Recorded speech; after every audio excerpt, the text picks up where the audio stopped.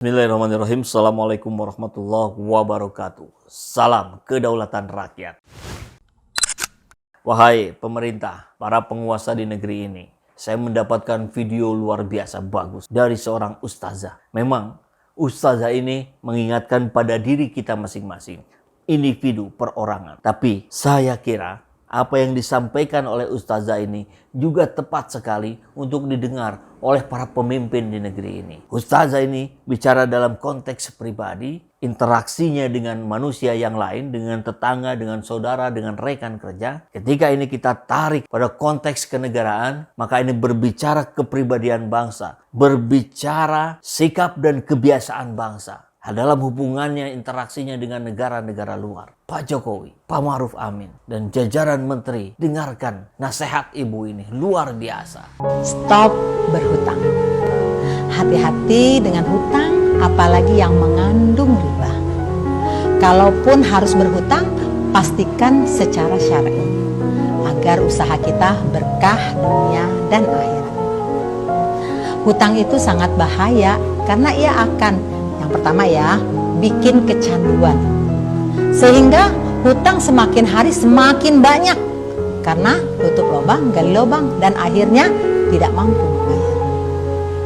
Yang kedua, beban semakin bertambah, pemasukan tetap bahkan bisa berkurang, akhirnya stres berkepanjangan. Yang ketiga, hutang membuat orang kehilangan harga diri, gelisah dan mudah sakit, sehingga takut untuk berjumpa orang lain. Yang keempat, hutang bikin jauh dari Allah, malah lebih dekat dengan kesesatan, karena ada loh yang minta ke dukun supaya usahanya laris manis dan bisa bayar hutang. Yang kelima, hutang bisa bikin orang jadi berbuat jahat, ada yang mencuri bahkan membunuh orang lain. Nabi Muhammad SAW tidak mengajarkan umatnya untuk berhutang. Bahkan beliau tidak mau menyolatkan orang yang masih punya hutang ketika meninggal. Kalau mau jualan dan belum punya modal, saya sarankan kerja aja dulu, kumpulin modal, kumpulin uang. Atau jualan kecil-kecilan dulu sambil belajar, nambah pengalaman untuk jualan. Kalau gagal, kan ruginya nggak begitu banyak. Gak usah ngutang untuk modal, karena kalau gagal malah nambah masalah. Kalau hutang untuk kebutuhan hidup bagaimana? Jangan deh, itu bukan solusi, hanya tambah beban hutang. Sebaiknya hiduplah sederhana, makan seadanya, tapi jangan pasrah. Tingkatkan ilmu pengetahuan untuk meningkatkan penghasilan. Usaha lagi, lebih gigih, lebih maksimal. Perbaiki diri dengan kebiasaan-kebiasaan yang positif. Menjadi baik itu memang sulit, tapi lebih sulit dan sengsara nanti kalau sudah tua, gak punya apa-apa, sakit-sakitan dan jadi beban keluarga.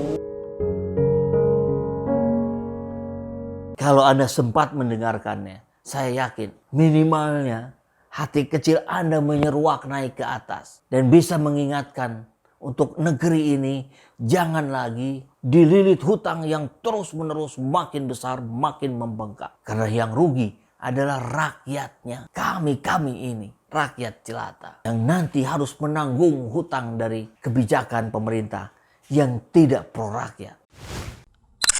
Alhamdulillahirrabbilalamin, saat ini banyak sekali sahabat-sahabat dari Saiful Zaman Channel yang menjadi patron dari kegiatan ini, yang mendukung, yang mensupport dengan berbagai cara luar biasa, via WhatsApp, via grup, via media sosial lainnya. Bahkan tidak sedikit yang kemudian mendonasikan uangnya untuk perjuangan kami di medan dakwah ini. Ya jelas hal ini sangat membantu keberlangsungan channel ini, karena kebutuhan pun kemudian bertambah. Tidak bisa lagi ini dikerjakan oleh 1-2 orang. Kita harus merekrut lebih banyak orang. Dan itu jelas membutuhkan dana yang tidak kecil. Oleh karena itu, buat sahabat-sahabat semua yang terus mendukung kami, doakan juga kami untuk mampu istiqomah, untuk mampu terus menyuarakan dan menggemakan suara hati rakyat. Dan seperti biasa, bagi yang ingin membersamai kami dengan membantu operasional channel ini, sahabat bisa mendonasikannya ke nomor rekening yang ada di bawah sini. Dan silakan untuk mengkonfirmasikannya ke nomor yang ada di sini.